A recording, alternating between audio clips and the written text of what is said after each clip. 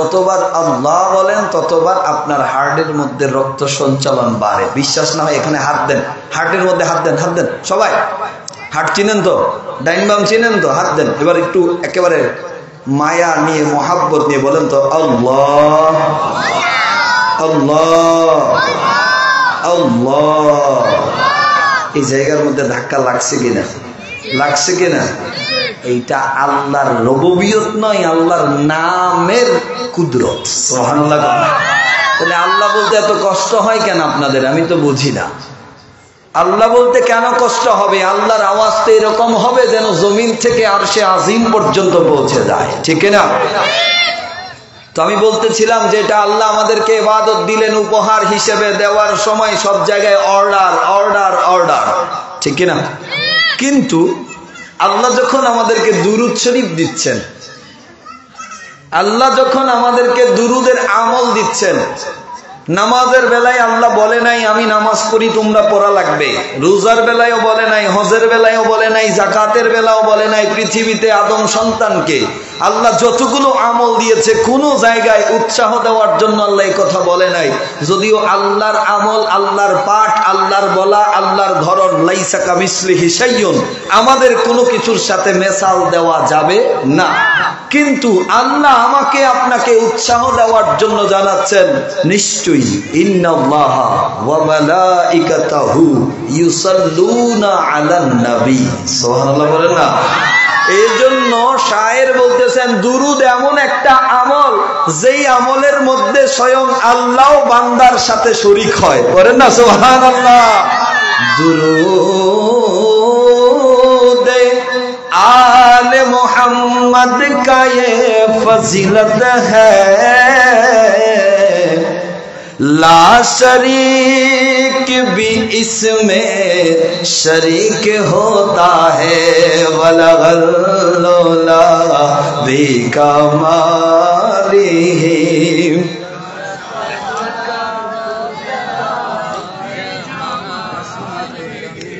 हसनत जमीओ खिसालिही सल्लो अलैहि वालिही बनवल्लोला बिकमालिही।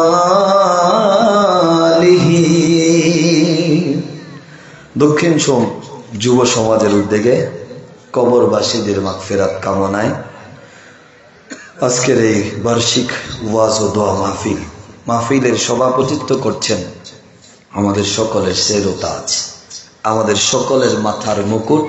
আপনি মানলেও মুকুট, না মানলেও মুকুট। কেননা নবীর আওলাদদেরকে আল্লাহ, স্বয়ং আল্লাহ নবীর পরিবারকে উম্মতে মুহাম্মাদির মাথার মুকুট করে রেখেছেন। এমন একজন ব্যক্তি যিনি আমাদের প্রত্যেকের মুর্শেদ, আমাদের প্রত্যেকের রাহনুমায়ে শরীয়ত তরিকত, মুর্শিদে বরহক হযরতুল আল্লামা আল-হাস সৈয়দ বাহাদুর শাহ মুজাদ্দিদি আল আবেদি মদ্দাজিলহুল আলিহি সজ্জাদান হোসেন পীর সাহেব কেবলা ইমামে রব্বানী দরবার শরীফ, চেয়ারম্যান ইসলামিক ফ্রন্ট বাংলাদেশ। এছাড়া ওনার লকব আর দেওয়ার দরকার নাই, এত লকব আল্লাহ ওনাকে দিয়েছেন যেগুলো বলতে থাকলে ওয়াজ শুধু ওই টাইটেলের উপরে করা লাগবে, কিন্তু আমরা দিচ্ছি না। যদিও আমরা দেখি অনেক জায়গায় মানুষের নামের আগে এত লকব। আমি একটা পোস্টার গুনতেছিলাম ঢাকাতে, গুনতে গুনতে গুনতে গুনতে দেখলাম 63টা লকব তার নামের আগে, কিন্তু নাম যে কোনটা ওইটাই খুঁজে পাইলাম না। বিশ্বাস হয় না আপনার? যারা একদিন, 2 দিন, 3 দিন না, অনেক লম্বা মাহফিল করে, আমি কারণ নাম বলতে চাচ্ছি না, কিন্তু তাদের হুজুরের আগে এত লকব, নাম যে কোনটা ওইটাই খুঁজে পাওয়া যায় না। কিন্তু আমাদের মুর্শিদকে স্বয়ং আল্লাহ আমাদের নয়, গোটা উম্মতে মুহাম্মাদের জন্য মাথার তাজ করে পাঠিয়েছেন, কারণ তিনি আওলাদে রাসূল, ঠিক কিনা? বিশ্বাস আছে না নাই? পৃথিবীতে যতদিন ইসলাম টিকে থাকবে লিকুল্লি শাইইন আসাসুন, আল্লাহর রাসূল বলেছেন প্রত্যেক কিছুর খুঁটি থাকে। আসাসুদ্দিন আহলুল বাইত, আমার দ্বীনের খুঁটি হলো আমার পরিবার। সুবহানাল্লাহ বলেন। তাহলে ওনারা আছে বিদায় ইসলাম টিকে আছে, শেষ পর্যন্ত ইসলাম ওনারাই ধরে রাখবেন, কারণ ইমাম মাহাদিও নবীর বংশ থেকে আসবেন, ঠিক কিনা? তাহলে ইসলাম ওনাদের হাতে। যারা ওনাদের ছেড়ে দেয়, মাসালু আহলাল বাইত কামাসালু সাফিনাতিন নূহ, যারা আহলে বায়াতকে ছেড়ে দেয়, আল্লাহর রাসূল জানাচ্ছেন তারা যেন নূহ আলাইহিস সালামের নৌকা ছেড়ে দিল, কারণ আমার পরিবারের সাদৃশ্য হলো নূহ নবীর নৌকার মতো। যারা নৌকায় উঠলো তারাই বেঁচে গেল, ওয়ামান গাররাকা, আর যারা ছেড়ে দিল তারা ডুবে ডুবে মরলো। ঠিক কিনা? এটাই আহলে বায়াত। সুবহানাল্লাহ বলেন না? আল্লাহ হুজুরের হায়াতের মধ্যে বরকত দান করুক, আমিন বলেন। আজকের এই মাহফিলের প্রধান অতিথি জনাব মোহাম্মদ নাজমুল হাই মামুন সাহেব এবং উদ্বোধক জনাব মোহাম্মদ মোশাররফ হোসেন পাঠান হিল্লোল সাহেব, প্রধান বক্তা আপনাদের আমাদের এই এলাকার গর্ব, কালীগঞ্জের কৃতি সন্তান আল্লামা ডক্টর মুফতি আহমদ হাসান গাজীপুরি সাহেব, এবং আমার পূর্বে আমার চেয়ে অনেক প্রাজ্ঞ বিজ্ঞ উলামায়ে কেরাম আলোচনা করে গেছেন। বিশেষ করে আমাদের এই মাদ্রাসার ভাইস প্রিন্সিপাল হুজুর রয়েছেন এবং আমার আশেপাশে দুই পাশেই আলেম ওলামারা রয়েছেন। তাদের তুলনায় আমি একেবারেই ছোট, যেটা আসলে বলার অবকাশই রাখে না। তারপরেও আপনাদের মহাব্বতের কারণে এখানে বসা, এবং আমার সামনে উপস্থিত আমার একেবারে প্রাণপ্রিয় এলাকাবাসী, যাদেরকে আমি সবচেয়ে বেশি মহাব্বত এই জন্য করি যে আপনারা এতটা মহাব্বত আমাকে দিয়েছেন যার যা দেওয়ার ক্ষমতা আমার কাছে নাই। পর্দার অন্তরালের মা ও বোনেরা, প্রত্যেকের প্রতি আমার অন্তরের অন্তঃস্থল থেকে আরো একবার সালাম, আসসালামু আলাইকুম ওয়া রাহমাতুল্লাহি ওয়া বারাকাতুহু। রাগ করছেন? কেমন জানি মনে হইল, মাফ করে দিয়েন। কেমন একেবারে নরম হয়ে গেলেন এমন একটা ভাব। আমি আর দ্বিতীয়বার সালাম দেব না। কোরআনুল কারীমে আল্লাহ 114টা সূরা দিয়েছেন। কয়টা? আওয়াজ দিবেন, একটু সাহায্য করবেন। কোরআনুল কারীমে আল্লাহ 114টি সূরা দিয়েছেন। কয়টা? 114টা সূরার মধ্যে আল্লাহ এত কিছু রেখেছেন, একেবারে আসমান জমিন নয়, গোটা জীবনের শুরু থেকে শেষ নয়, আল্লাহর সৃষ্টি সূচনা থেকে শেষ পর্যন্ত সব কিছু এটাই যথেষ্ট। ঠিক কিনা? এই সূরাগুলোর মধ্যে আল্লাহ একেবারে ছোট একটা প্রাণীর নামেও সূরা দিয়েছেন, পিঁপড়ার নামে। সুবহানাল্লাহ বলেন না? তাহলে আল্লাহ ছোটকে ছোট করে নাই, আমরা যেটা করি অন্যকে ছোট ভাবি। আল্লাহ ছোটকে ছোট করে নাই, গোটা কোরআনের মধ্যে আল্লাহ একটা পিঁপড়ার নামে সূরা নাজিল করে দিয়েছে। সুবহানাল্লাহ বলেন না? সূরাতুন নামল। আবার একেবারে বড় একটা প্রাণীর নামেও আল্লাহ সূরা দিয়েছেন, সূরাতুল ফিল। মৌমাছি আছে না, মৌমাছির নামেও আল্লাহ সূরা দিয়েছেন, সূরাতুন নাহল। আবার মাকড়সা দেখেছেন, ঘরের মধ্যে মাকড়সা জাল বাজে যে, মাকড়সার নামেও আল্লাহ সূরা দিয়েছেন, সূরাতুল আনকাবুত। এরকম নারীদের জন্য কিন্তু আল্লাহ সূরা রেখেছেন, সূরাতুন নিসা। পুরুষের জন্য আলাদা কোনো সূরা কিন্তু নাই। তবে একটা সূরাতে আল্লাহ যুবকদের নিয়ে কিছু আলোচনা করেছেন। যেহেতু আজকের মাহফিল কাদের নিয়ে? উদ্যোগটা কারা? যুবকরা। আল্লাহ একটা সূরার মধ্যে কিছু যুবকের প্রশংসা করে যুবকদের নিয়ে কিছু আলোচনা করেছেন। ওই সূরা নিয়েই আমি কিছু বলার চেষ্টা করব। যেই সূরাটা কোরআনুল কারীমের 18 নম্বর সূরা, যার নাম সূরাতুল কাহফ। নাম শুনেছেন না আপনারা? 18 নম্বর সূরা। এই সূরা কাহফ এর ব্যাপারে আগে আমরা যখন সূরা থেকে তাফসীর শুনি অথবা তাফসীর পড়ি, নিয়ম হলো আগে সেটা নাজিল হওয়ার কারণ সম্পর্কে জানা। কারণ যদি আপনি কোনো আয়াত নাজিল হওয়ার কারণ সম্পর্কে না জানেন, ওই আয়াতের মূল অর্থ আপনি বুঝবেন না। যার কারণে আমাদের সমাজে এত বিশৃঙ্খলা। কথা বুঝেন নাই? কারণ সে কি করে নাই, আয়াত নাজিলের প্রেক্ষাপট সম্পর্কে ধারণা রাখে নাই, পড়তেও যায় না। সূরাতুল কাহফ কেন নাজিল হলো? মুশরিকেরা কিছু লোককে, ইহুদিদেরকে, যারা তাওরাত, জাবুর, ইনজিল ওইগুলোর মধ্যে পাণ্ডিত্য ছিল, ওই ধরনের কিছু লোককে খেপায়া তুললো। তাদেরকে বলল যে মুহাম্মদ তো নবী দাবি করে আর তোমাদের ওইগুলোকে সে অস্বীকার করে। আসলে কি ঠিক না? কারণ আমাদের ইসলাম প্রত্যেক কিতাবের প্রতি ঈমান রাখে। ঠিক কিনা? প্রত্যেক কিতাবের প্রতি আমাদের ধর্ম ঈমান রাখে। খেপায়া তুলে বলল যে সে যে নবী দাবি করে, যাও না তারে তোমরা তোমাদের কিতাব থেকে কিছু প্রশ্ন করো। ওই যুগের কিছু প্রশ্ন করো, দেখো উত্তর দিতে পারে কি না। এখন আমার আর আপনার নবী উত্তর দিতে পারবে কিনা? কারণ নবীর শিক্ষককে আওয়াজ দিয়ে বলেন আল্লাহ। নবীর কাছে আসলো কিছু কুরাইশ, সাথে রয়েছে ইহুদিদের নেতারা, ইহুদিদের পণ্ডিতরা সেখানে সাথে রয়েছে। তারা কুরাইশদেরকে সামনে নিয়ে প্রশ্ন করলো, আপনি যদি নবী হন তাহলে আমাদেরকে রকিম নামক গুহার অধিবাসী যারা ছিল ওই গুহার অধিবাসী সম্পর্কে আমাদেরকে কিছু জানান। 1 নম্বর প্রশ্ন, গুহার অধিবাসী সম্পর্কে আমাদেরকে কিছু জানান। 2 নম্বর, আপনি যদি নবী হন আমাদেরকে এমন এক ব্যক্তি সম্পর্কে সংবাদ দেন যেই ব্যক্তি পৃথিবীর পূর্ব থেকে পশ্চিম পর্যন্ত সফর করেছে, সূর্য অস্ত যাওয়া দেখেছে, আবার সূর্য উঠতেও দেখেছে। সুবহানাল্লাহ। 3 নম্বর, আপনার কাছে প্রশ্ন হলো রূহ এটা কি?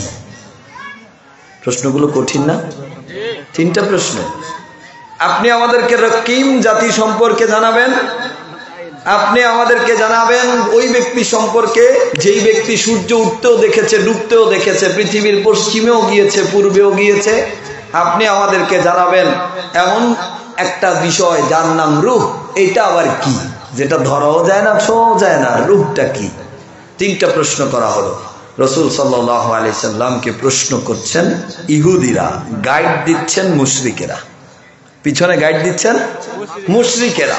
এজন্য কোরআনেও একটা আয়াত এসেছে, বিসমিল্লাহির রহমানির রহিম, ইয়াসআলুনাকা আনির রূহ, আপনাকে প্রশ্ন করা হবে রূহ সম্পর্কে। কুল, হে রাসূল আপনি বলে দেন, কুলির রূহু মিন আমরি রাব্বি, রূহটা ধরা যায় না, ছোঁয়া যায় না, স্পর্শ করা যায় না, এটা শুধুমাত্র আল্লাহর একটা অর্ডারের নাম। সুবহানাল্লাহ। কিন্তু তোমাদেরকে ওই ব্রেন দেওয়া হয় নাই, তোমাদেরকে ওই আকল দেওয়া হয় নাই যে তোমরা রূহকে মাপতে পারো, কারণ এটা আল্লাহর অর্ডার। যখন আল্লাহ অর্ডার করে মানুষের সেই বডির ভিতরে ঢুকে যায়, আবার আল্লাহ যখন অর্ডার করে বডি থেকে তাকে টেনে বের করে নেওয়া হয়, ঠিক কিনা? এটা ধরা ছোঁয়ার বাইরে। এজন্য আল্লাহ কোরআন বলে দিচ্ছে, আপনি জানিয়ে দেন, কুল আপনি বলে দেন, রূহ মিন আমরি রাব্বি, রূহটা হলো স্বয়ং আল্লাহর একটা অর্ডারের নাম। সুবহানাল্লাহ।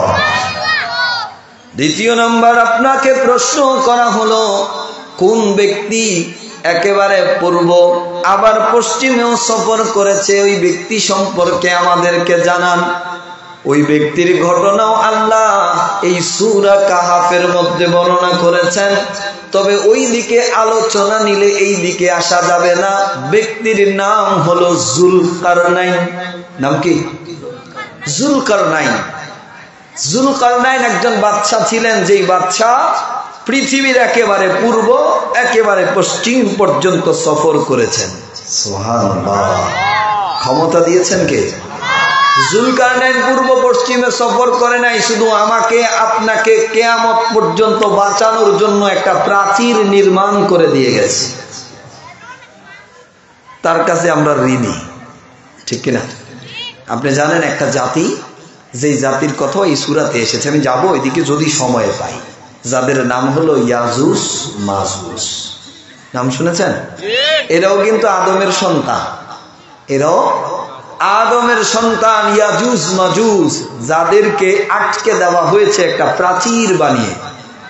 এত বিশাল প্রাচীর, এক পাহাড় থেকে আরেক পাহাড় পর্যন্ত, যে প্রাচীরের মধ্যে লোহাকে গলিয়ে তামা দিয়ে সেটাকে এমন ভাবে করা হয়েছে, কিয়ামত পর্যন্ত তারা এটাকে কাটতেই থাকবে, কাটতেই থাকবে, কাটতেই থাকবে, কিন্তু কাটা শেষ হবে না। শেষ হবে ওই সময় যখন কিয়ামতের বড় বড় আলামত গুলো প্রকাশ হয়ে যাবে। সুবহানাল্লাহ কইবেন না? কেমন পাহাড় বা এমন প্রাচীর বানিয়ে দিয়েছেন। আর ইয়াজুজ মাজুজের ক্ষমতা কি জানেন? ওদের জিহ্বার মধ্যে এক ধরনের কাঁটা আছে, তারা জিহ্বা দিয়ে লেহন দিলে ওই যে লোহার যেই প্রাচীর ওটা আস্তে আস্তে খসে যায়। চিন্তা করা যায়? ইয়াজুজ মাজুজ এমন জাতি যারা বের হওয়ার পরে সামনে যে নদী থাকবে নদীর সব পানি একদল খেয়ে ফেলবে, পিছনের দলে এসে বলবে মনে হয় কোনো একদিন এই জায়গায় পানি ছিল, মানে সামনের দলে খাইয়া শেষ দিয়েছে পুরা নদীর পানি। ইয়াজুজ মাজুজ এমন জাতি, আল্লাহ রসুল বলেছেন তারা একজন 1000 সন্তান জন্ম দেওয়ার আগে মরে না। ও মারে কত কথা কয় না, কত একজনে কয়জন সন্তান জন্ম দেয়? 1000 সন্তান জন্ম দেওয়ার আগে এরা মরে না। ইয়াজুজ মাজুজ এমন জাতি যারা বের হওয়ার পরে পঙ্গপালের মতো পিঁপড়ার ঝাঁকের মতো বের হবে, বের হয়ে তারা সামনে যা পাবে সব খেয়ে ফেলবে। এমন এক অবস্থা হবে তারা সামনে যা পাচ্ছে সব খেয়ে ফেলছে। তখন শুধু ঈসা রুহুল্লাহ জমিনের মধ্যে থাকবে। ঈসা রুহুল্লাহ তার অনুসারীদেরকে নিয়ে পাহাড়ের উপরে উঠে যাবে, গিয়ে আল্লাহর কাছে দোয়া করবে। তো এই ঘটনা এই সূরাতে আছে। এখন গেলে ওইটা আমি হারাই ফেলবো যেটা পড়তে চাইছিলাম, এজন্য যাচ্ছি না। তাহলে দ্বিতীয় প্রশ্নের উত্তর পাওয়া গেল। পৃথিবীর পূর্ব থেকে পশ্চিম সফর করেছেন তিনার নাম কি বলেন না? ভুলে গেছে, অনেকে ভুলে গেছে। জুলকারনাইন, তার নাম কি? জুলকারনাইন, যিনি পৃথিবীর পূর্ব থেকে পশ্চিম পর্যন্ত সফর করেছে। তারপরে আরেকটা প্রশ্ন, রাকিম নামক গুহা, অর্থাৎ গুহার অধিবাসীদেরকে রাকিম বলা হয়। গুহার অধিবাসী কারা? যারা দীর্ঘদিন ঘুমের মধ্যে ছিল। এই প্রশ্নের উত্তর নবী করিম সাল্লাল্লাহু আলাইহি সাল্লাম দিচ্ছেন। এটাই যুবকদের নিয়ে আলোচনা। এখানেই যুবক যারা আজকে আয়োজন করেছেন, আপনারা শোনেন, শুধু মাহফিলের আয়োজন করলে হবে না, ঈমানকে শক্ত রাখতে হবে, ঠিক কিনা? কোরআনুল কারীমের মধ্যে আল্লাহ রাব্বুল আলামিন এমন একটা ঘটনা আমাদেরকে জানাচ্ছেন, যেই ঘটনা বর্ণনা করার সময় স্বয়ং আল্লাহ রাব্বুল আলামিন নিজেই জানিয়েছেন, আজাবনা, এটা বড় আশ্চর্যজনক ঘটনা। সুবহানাল্লাহ। আল্লাহ রাব্বুল আলামিন বলেন, আম হাসিবতা আন আসহাবিল কাহাফ, আসহাবে কাহাফের কথা আপনি মনে করেন যাদেরকে আমি গুহার মধ্যে রেখে দিয়েছিলাম, আয়াতিনা আজাবনা, এটা আমার নিদর্শনগুলোর মধ্যে একটা আশ্চর্যজনক ঘটনা। সুবহানাল্লাহ। একটু সাহায্য করেন না, আল্লাহরে ডাকবেন এটা দিয়ে। আমি তো আবার ওই যে বক্তাদের মতো স্টাইল করে একের জোর দিয়ে কইতে পারি না। একটু আমারে সাহায্য করেন, করবেন তো ইনশাআল্লাহ? বলেন। আল্লাহ রাব্বুল আলামিন বলেন, আমার নিদর্শনগুলোর মধ্যে একটা আজব নিদর্শন হলো যাদেরকে আমি আসহাবে কাহাফ, যাদেরকে আমি গুহার মধ্যে ঘুমের মধ্যে রেখে দিয়েছি, গুহার মধ্যে যাদেরকে ঘুমানোর ব্যবস্থা করেছি, 1 দিন 2 দিন 3 দিন নয়, বরঞ্চ 309 বছর যারা ঘুমিয়েছিল। 309 বছর রাখলেন কে? পচে গিয়েছিল, হাড়গুলো বেরিয়ে গিয়েছিল, যেরকম আছে ওই রকমই ছিল। সুবহানাল্লাহ। এজন্য দেখেন আসহাবে কাহাফ কারা? একজন রুমের বাদশা ছিল যার নাম দাকিয়ানুস। ওই দাকিয়ানুস মূর্তি পূজা করত। মূর্তি পূজা, আগুনের পূজা যার কাজ ছিল, ওই গাছের পূজা করা, বড় বড় প্রতিমার পূজা করা যাদের কাজ। ওই জায়গার মধ্যে একজন বালক হঠাৎ করে চিন্তা করলো, আমরা আগুনের কেন পূজা করব? যেই আগুনে হাত দিলে হাত জ্বলে যায়, ঠিক কিনা? আমি গাছের কেন পূজা করব? যেই গাছ মাটির নিচে থেকে উঠে, ওই গাছটা যিনি উঠিয়েছেন তার পূজা করা, তার ইবাদত করা দরকার। আমি প্রতিমার কেন পূজা করব? কারণ এই প্রতিমা তো আমার আর আপনার মতো কোন মানুষ বানাইলো, যেটাকে বানানোর জন্য বাঁশ লাগলো, কাঠ লাগলো, খড় লাগলো, দাঁড় করানোর জন্য যেটা বলা যায় না এরকম জায়গায় বাঁশ দিয়ে রাখলো, বুঝেন নাই? দাঁড় করানোর জন্য যেটা বলার মতো না ওই জায়গায় বাঁশ দিয়ে রাখছে, এটা দাঁড় করানোর জন্য। তো ওই একজন প্রথম চিন্তা করলো যে আমরা কেন এটার পূজা করতে যাব, এটার পূজা করার তো কোনো মানে হয় না। সে দূরে একটা গাছের নিচে গিয়ে বসে গেল। ভাবতেছে, পূজা করতেছে না। যখন সে ভাবতেছে, তার মনে যখন এই ভাবনা, ওই ভাবনার সময় আরো একজন বালকের মনে একই চিন্তা ঢুকে গেল। আরো একজন বালকের মনে একই চিন্তা ঢুকে গেল, আরে আমি এগুলোর পূজা কেন করছি। এটা ভাবতে ভাবতে তার সেও গিয়ে আরেকটা গাছের নিচে বসে গেল। এরকম ভাবে একজন, দুইজন, তিনজন করতে করতে 7 জন যুবক একজন আরেকজনের কাছে যায় না, দূরে দূরে বসে আছে। কেউ প্রকাশ করে না মনের কথা। কেন প্রকাশ করে না? কারণ তারা জানে যদি এই কথা প্রকাশ হয় তাহলে জান থাকবে না, জীবন থাকবে না। তারপরেও একজন হঠাৎ করে আরেকজনের কাছে গেল, গিয়ে একজন আরেকজনকে প্রশ্ন করতেছে, তুমি ওদের সাথে যাচ্ছ না কেন, এখানে কেন আসো? সেও বলে না। আরেকজন আসলো, একে একে তারা সকলে মিলল, প্রশ্ন একটাই, তুমি ওইখানে যাচ্ছ না কেন? একজন হঠাৎ করে বলেই ফেললো, আমার কাছে এদেরকে রব মানতে মনে হয় না, আমার কেন যেন মনে হয় আমাদের আরো একজন রব। তিনি কে? এই কথা বলার দরুন সবার মুখ থেকে আওয়াজ বের হওয়া শুরু হলো, আমারও তো এটা ভালো লাগে না, আমারও তো এটা ভালো লাগে না। প্রত্যেকে একমত হয়ে গেল। একমত হয়ে তারা চিন্তা করলো যে আমরা এখন কি করব। আমরা তো ওদের সাথে মিলে যাচ্ছি না। এখন রাজা যদি আমাদেরকে ধরে, রাজা যদি আমাদেরকে মারে, রাজা যদি আমাদেরকে কতল করে দেয়, অবস্থাটা কি হবে? তবে সবচেয়ে মজার বিষয়, ওই জায়গার মধ্যে, ওই যুবকদের মধ্যে রাজা আমির উমারাদের একজন সন্তানও ছিল, রাজ দরবারের একজন সন্তান ওই জায়গার মধ্যে ছিল। তখন তারা সকলে চিন্তা করলো, দেখেন এদের নামগুলো, এই আমার দিকে তাকান, ওদিকে দেখালাম নাই, কত আওয়াজ আসবে। এদের নামগুলো যদি কেউ তার ঘরের মধ্যে লিখে রাখে, এই 7 জনের নাম যদি কেউ তার ঘরের মধ্যে লিখে রাখে, ওই ঘরের মধ্যে চুরি ডাকাতি হবে না। সুবহানাল্লাহ বলবেন না? এদের নামগুলো যদি আপনি লিখে রাখতে পারেন, ওদের নামগুলো 7টা নাম এবং একটা কুকুরের নাম। কুকুরের নাম ছিল কিতমির। আর 7 জনের নামগুলোর মধ্যে ছিল মাকসা আলমিনা, তামলিখা, তারপরে ছিল আপনার মারতুন নাস। ওদের নামগুলো একটু ভিন্ন ভিন্ন হয়। মারতুন নাস ছিল, বায়ুনাস ছিল, সারিউনাস ছিল, জুয়ুনাস ছিল। এই 7 জনের মধ্যে একটা কুকুরও ছিল যার নাম ছিল কিতমির। কিতাবের মধ্যে এসেছে তাদের নাম লিখে রাখলে ঘরের মধ্যে, অথবা শুধুমাত্র যে কিতমির নামক কুকুর তাদের পাহারা দিয়েছিল, ওটাও যদি কেউ লিখে রাখে তাহলে ওই ঘরের মধ্যে চোর ডাকাত প্রবেশ করতে পারবে না। তাহলে এটা একটা বিরাট ঘাট পেয়ে গেছেন না আপনারা। শুধু কি তাই, এই আপনার এই সূরা কাহাফের যে কত ফজিলত, নবী করিম সাল্লাল্লাহু আলাইহি সাল্লাম বলেছেন, যে ব্যক্তি প্রত্যেক জুমাবার দিন সূরা কাহাফ পড়ে, এক জুমা থেকে আরেক জুমা পর্যন্ত বড় বড় সমস্ত ফিতনা থেকে আল্লাহ তারে বাঁচায় রাখে।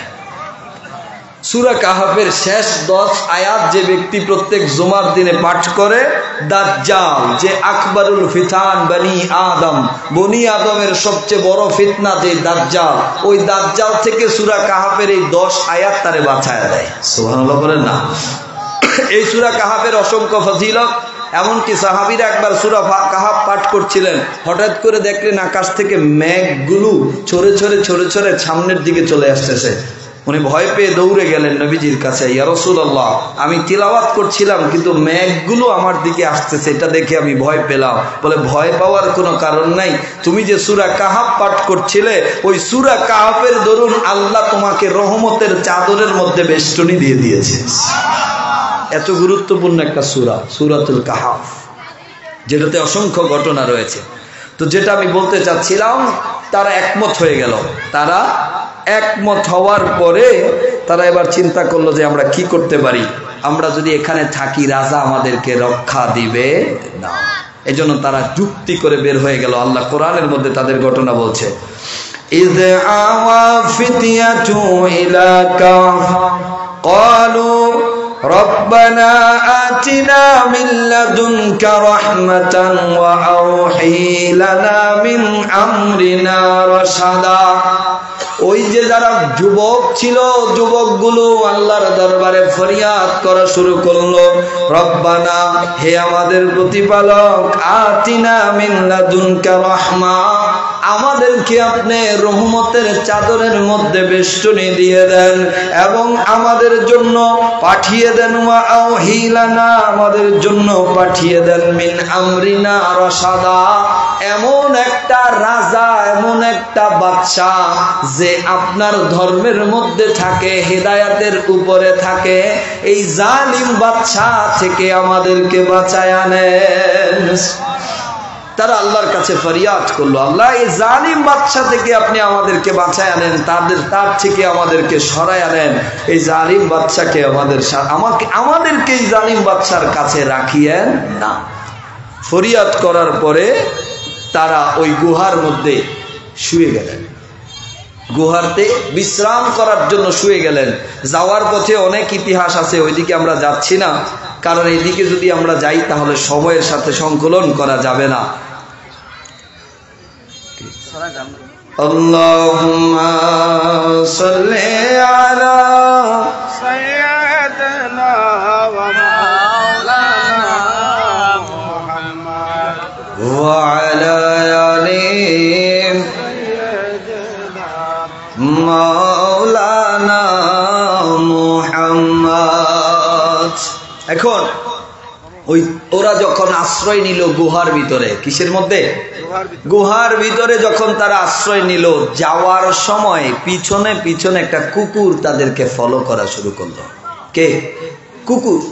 কুকুর যখন তাদেরকে ফলো করছে, ওই কুকুর তো রাস্তা দেখলে একবার দেখলে চিনে যায়। তারা চিন্তা করলো কুকুরকে সাথে রাখা যাবে না, তাকে সরাইয়া দাও। সরানোর জন্য কয়েকবার চেষ্টা করলো, কুকুর সরে না, সাথে সাথে যায়। আবার তাই কুকুরের প্রতি ঢিল ছুঁড়ে দিল, তারপরেও কুকুর সরে না, সাথে সাথে যায়। এরকম ভাবে যখন তারা এই অবস্থান দেখতেছে, দেখতে দেখতে দেখলো যে কুকুরের শরীর থেকে রক্ত বেরিয়ে যাচ্ছে, কিন্তু কুকুর তাদেরকে ছাড়ে না। এজন্য আর কুকুরকে আঘাত না করে সুযোগ দেওয়া হলো, আসো। সেই কুকুর সাথে সাথে আসলো। তারা যখন গুহার ভিতরে ঢুকেছে, কুকুর গুহার বাইরে বসে গেল। কুকুর গুহার বাহিরে বসে গেল।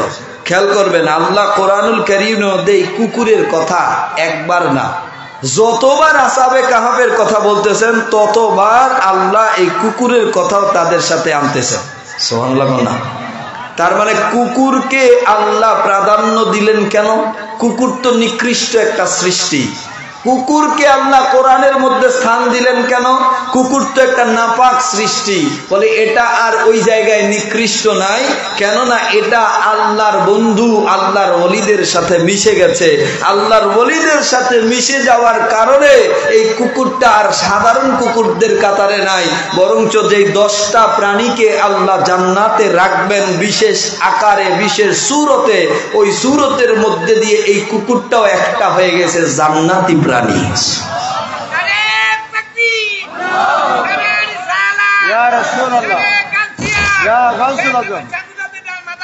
জিন্দাবাদ জিন্দাবাদ জিন্দাবাদ জিন্দাবাদ। তো এই কুকুরের বাহিরে শুয়ে থাকা। এবার দেখেন, সুম্মা ইয়াবআসনাহুম, অতঃপর আল্লাহ রাব্বুল আলামিন তাদেরকে জাগায়া দিলেন। এতদিন পর্যন্ত ঘুমে থাকার পরে আল্লাহ তাদেরকে জাগানোর পরে আল্লাহ রাব্বুল আলামিন জানাচ্ছেন, আইয়ুল হিসবাইনে আহসা, আমি তাদের ঘুম থেকে জাগায়া দিলাম একটাই মাত্র কারণ, ওই যুগের মানুষগুলোকে জানাইতে চাইলাম কে কোন দলটা সঠিক আর কোন দল বেঠিক। আল্লাহ বলেন, সুম্মা ইয়াবআসুনাহুম, তাদেরকে জাগাইলাম লিনা'লামা আইয়ুল হিসবাইনে আহসা, কোন দলটা সঠিক সেই দলটার সমাধান দেওয়ার জন্য 1 বছর 2 বছর নয়, 309 বছর পরে ঘুম থেকে তাদের উঠায়া দিলাম। ওই যুগের একটা কারণ ছিল, ওই যুগে 309 বছর কিন্তু চলে গেছে মাঝখানে, দাকিয়ানুসের যুগ থেকে। এখানে লম্বা ইতিহাস ছিল, বলতে পারছি না সময় সংক্ষিপ্ততার কারণে। দাকিয়ানুসের যুগ চলে গেছে, 309 বছর চলে গেছে। ওই যুগে যিনি বাদশাহ হয়েছেন তিনি ছিলেন ইসলাম ধর্মে বিশ্বাসী একজন মুসলিম বাদশাহ, অর্থাৎ যে দিন ইসলামকে তিনি স্বীকৃতি দেয়। আর যারা ঘুমাচ্ছিল তারা আল্লাহর দরবারে দোয়া করেছিল, আল্লাহ আমাদেরকে এমন বাদশাহ দেন যে আপনি আল্লাহকে মানে। সুবহানাল্লাহ। তাহলে তাদের ঘুম কখন ভাঙিয়েছে আল্লাহ? যখন তাদের দোয়া কবুল হয়েছে। কারণ তারা দোয়া করলো না, রব্বানা, হে আমাদের প্রতিপালক, আতিনা মিন লাদুনকা রাহমাতান ওয়া আওহি লানা মিন আমরিনা রাশাদা। আল্লাহ আমাদেরকে আপনি এমন যোগ দেন, এমন জায়গা দেন, এমন রহমত দেন, আর আমাদেরকে একেবারে আমরিনা রাশাদা, আপনার পথ অনুসরণ করে এমন একজন বাদশাও দিয়ে দেন। সুবহানাল্লাহ। যুবকদের বলছি, যুবক, তোমার ইমানি পাওয়ার হওয়া দরকার সবচেয়ে বেশি, ঠিক না? যেখানে দাকিয়ানুসের সামনে ইসলামের কথা বললে তাদেরকে টুকরো টুকরো করে শুকাতে দেওয়া হতো, যেখানে দাকিয়ানুসের সামনে ধর্মের কথা বললে তাকে ঝুলিয়ে রাখা হতো, যেখানে দাকিয়ানুসের কথা বললে তাদেরকে 3 রাস্তার মাথার মধ্যে শুলে চড়ানো হতো। এখানে আজকে আমার আর আপনার দিকে এত চাপ নাই, কিন্তু তারপরেও যুবকের প্রতি দাবি, যেখানে নবীর বিরুদ্ধে কথা হয় সেখানে প্রতিবাদ করার জন্য দাঁড়িয়ে যাওয়া লাগবে। কিন্তু আমরা কি করছি? আমরা শুনতেছি, শুনে শুনে বলতেছি আবার থাক, তার কথা সে বলেছে না। যেখানে নবীর উপরে আঘাত আসবে সেখানে কোনো শোনার সুযোগ নাই, সেখানে আপনাকে অবশ্যই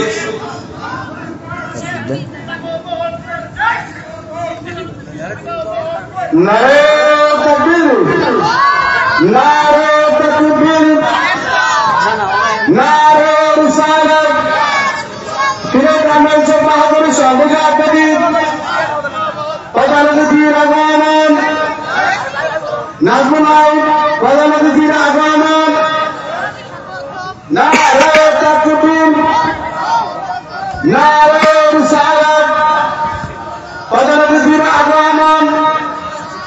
মাহফিল কমিটির পক্ষ থেকে অতিথিবৃন্দের আগমন।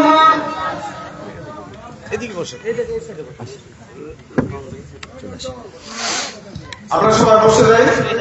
পীর সাহেব হুজুর চলে আসবে কিছুক্ষণের মধ্যে, আমরা একটু বসে যাই, একটু কষ্ট করে আমরা একটু বসে যাই, কিছুক্ষণের মধ্যে পীর সাহেব হুজুর চলে আসবে। একটু দুরূদ শরীফ পড়েন। আল্লাহুম্মা সাল্লি আলা মাওলানা মুহাম্মদ ওয়া আলা আলি সাইয়্যিদিনা মাওলানা। ज़मीं में ली नहीं होती, ज़मन में ला नहीं होता, ज़मन में ला नहीं होता। मोहम्मद के गुलामों का कफन में ला नहीं होता। सुभान अल्लाह बोलें ना। शायर बोलते जमी मेली नहीं होता, जमन मेला नहीं होता। मुहम्मद की गुलामों का, जिन्हें मुहम्मद सल्लल्लाहु अलैहि वसल्लमेर গোলাম হয়ে গেছে তার কাফন পর্যন্ত ময়লা হয় না। এজন্য আমাদের দাদা হুজুর কিবলাকে যখন 11 মাস 13 দিন পরে স্থানান্তরিত করা হলো, একজন দুইজন সাক্ষী নয়, শত শত মানুষের সামনে যখন ওনার কবর থেকে ওনাকে স্থানান্তরিত করা হচ্ছে, ওনারা সাক্ষী দিয়েছে, ওয়াল্লাহি আমরা দেখেছি যেরকম আমাদের হুজুরকে রাখা হয়েছিল ওই রকম, এমনকি কাফনের কাপড়ের মধ্যে মাটির দাগ পর্যন্ত লাগে নাই। এটার দলিল কিন্তু এখানেও আছে, যেটা আমরা বলতেছিলাম আসহাবে কাহাফ। আসহাবে কাহাফ ঘুমাইলেও কতদিন? 300 বলেন না, 309 বছর। 300 কত বছর? 309 বছর। শায়ের যে বললেন মোহাম্মদ কি গোলামোं का कफन मेला नहीं होता, যিনি মুহাম্মদ সাল্লাল্লাহু আলাইহি সাল্লামের গোলাম হয়ে যায় তার কাফন ময়লা হয় না। সেখানে কোরআন আমাদেরকে দৃষ্টান্ত দিচ্ছে, যারা আল্লাহর মহব্বতে আল্লাহর ভালোবাসায় পরিবার ছেড়ে দিয়ে দিন দুনিয়া ছেড়ে দিয়ে দাকিয়ানুস নামক জালেম বাদশাকে ছেড়ে দিয়ে যায়, যারা গুহার মধ্যে আশ্রয় নিল, আল্লাহ তাদেরকে একদিন 2 দিন 3 দিন নয় বরঞ্চ 309 বছর এমন ভাবে রাখলেন তাদের কাপড় পর্যন্ত ময়লা হয়। এজন্য বলা হচ্ছে মুহাম্মদ কে গোলামোं का कफन मैला नहीं होता, जो नामे मुस्तफा चूमी नहीं दुखती आंखें उनका। सुभान अल्लाह। যিনি নবী করিম সাল্লাল্লাহু আলাইহি সাল্লামের নাম নিয়ে চুম্বন করে তার কোনো দুঃখ থাকে না, তার চোখ কখনো চোখের যে রূপ আলা হযরত ইমাম আহমদ রেজা খান ফাজিল বেরলভী রাহিমাহুল্লাহ উপস্থাপনা করেছেন। ফাজাইলের কিতাবের মধ্যেও এসেছে, যারা নবীর নাম নিয়ে চোখের মধ্যে মাসহ করে কুররাতু আইনি বিকা ইয়া রাসূলুল্লাহ পাঠ করে চোখের কিছু রূপ থেকে আল্লাহ তারে মুক্তি দান করে দেয়। जो नामे मुस्तफा चूमी नहीं दुखती आंखें उनका, पहन ले प्यार जो उनका, बदन मैला नहीं होता, बदन मैला नहीं होता। सलातुन या रसूल अलैकुम सलामुन या अलैकुम। আসহাবে কাহাফ তারা 7 জন যুবকের ইমানি পাওয়ার এত যে গোটা রাজা বাদশার সাথে তারা বিদ্রোহ করে ঘর বাড়ি ছেড়ে দিয়ে গুহায় চলে গেল, ঠিক না? তারা যখন গুহার মধ্যে থাকলো আল্লাহর কাছে সাহায্য চাইলো। এজন্য যুবক যখন আল্লাহর কাছে কিছু চায় স্বয়ং আল্লাহ ফেরেশতাদেরকে সাক্ষী রেখে ওটা দান করে দেয়। কারণ যুবকের ইবাদত আল্লাহ এত বেশি পছন্দ করে যে হাসরের ময়দানে আল্লাহ 7 শ্রেণীর মানুষকে যে আল্লাহ আরশের ছায়ায় জায়গা দিবেন, এই 7 জায়গার 2 শ্রেণী শুধু যুবকেরা। চিন্তা করা যায়, যেখানে কোনো ছায়া নাই, সূর্য আপনার মাথার উপরে, জমিনটা যেখানে তামা, যেখানে মানুষের মগজগুলো উত্তপ্ত হয়ে বাতের মারের মতো ফুটতে থাকবে, ওই জায়গায় আরশের ছায়ায় ডেকে জায়গা পাওয়া 2 শ্রেণী যুবক। সুবহানাল্লাহ বলেন। 1 শ্রেণীর যুবক যে যুবক অবস্থায় আল্লাহর ইবাদত করত, আরেক শ্রেণীর যুবক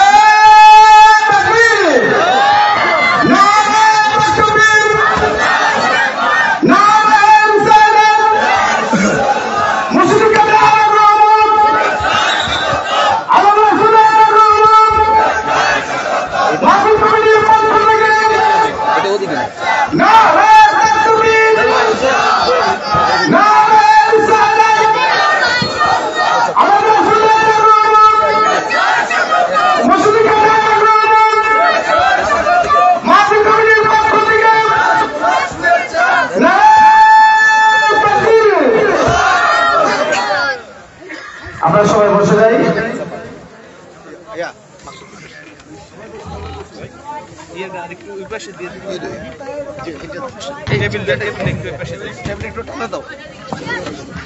আস্তে আস্তে আস্তে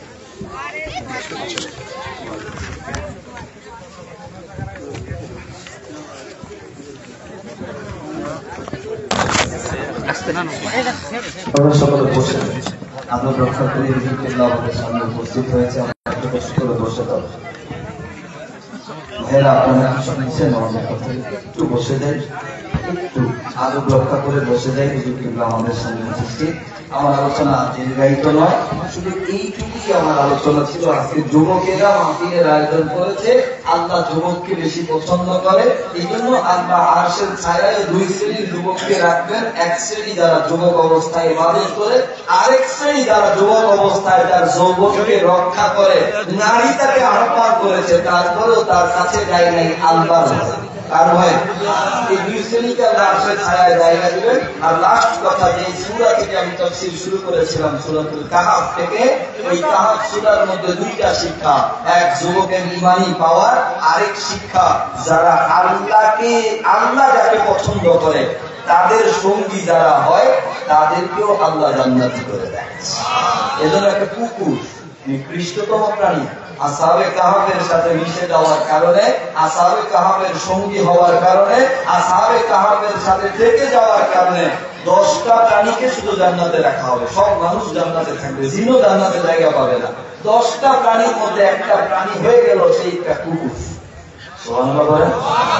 শেষ কথা এটাই, যদি ওলিদের দামানে থাকতে পারেন আপনি হতে পারেন নিকৃষ্ট, কুকুরের চেয়ে নিকৃষ্ট কথা বলেন। আপনি হতে পারে আপনার গুনাহ আছে, আপনার বিভিন্ন রকমের পাপ আছে, ইসিম আছে, কিন্তু কুকুরের চেয়ে নিকৃষ্ট না। কুকুর যদি অলির সঙ্গী